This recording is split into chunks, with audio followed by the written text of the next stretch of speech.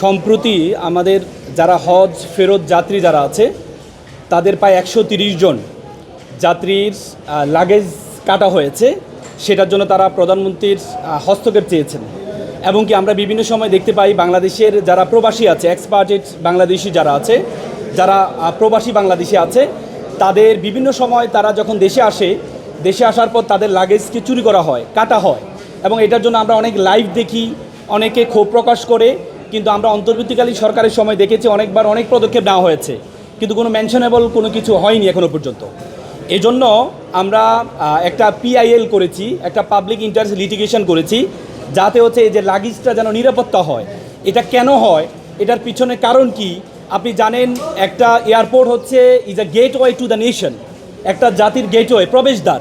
সেই প্রবেশদ্বারে যদি লাগেজ কোনো প্রবাসী বাংলাদেশি অথবা কোনো বিদেশি যখন আমাদের এয়ারপোর্টে আসে, তখন তাদের যে লাগেজটা চুরি হয়, এটা কিন্তু it's not a damage of a individual, it's a damage of the interest of the our country. বাংলাদেশের ইন্টারেস্টের প্রশ্ন দাঁড়ায় এবং কি আমাদের সম্মান হানি হয়, আমাদের ডিগনিটি, আমাদের রেপুটেশন হানি হয়। এই জন্য আমরা একটা পিআইএল করেছি, একটা পাবলিক ইন্টারেস্ট লিটিগেশন করেছি। সেই পাবলিক ইন্টারেস্ট লিটিগেশনে আজকে অনারেবল কোর্ট আমাদেরকে একটা ডাইরেকশন দিয়েছেন।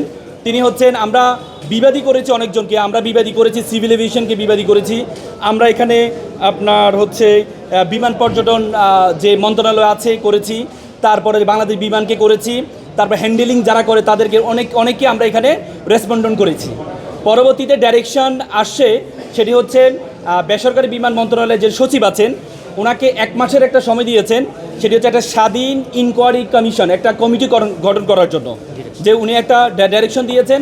1 মাসের মধ্যে উনি একটা স্বাধীন একটা তদন্ত কমিশন গঠন করে এটার পিছনে কারণ কি, এটার পিছনে কার কার লোপলস আছে বা কার কার লেগজিজেন্স আছে সেটা আইডেন্টিফাই করে আন্তর্জাতিক যে স্ট্যান্ডার্ড আছে সেই স্ট্যান্ডার্ডটা মেনে যাতে হচ্ছে এটার পিছনে মূল কারণগুলো বের করে একটা তদন্ত কমিটির মধ্যে আমরা ক্লেম করি, আমরা অনারেবল কোর্টকে বলেছি এখানে যাতে ভোক্তা অধিকারের লোক থাকে এবং কি বিভিন্ন স্টেক হোল্ডার যারা আছে তারা যেন এই তদন্ত কমিশনে থাকে, এবং কি বিভিন্ন বিমান যারা হ্যান্ডেলিং করে, যা বিমান পরিচালনা করে, প্রত্যেকের সদস্য যেন এখানে থাকে, যাতে হচ্ছে এই ইনকোয়ারি কমিটিটা খুব শক্তিশালী হয়।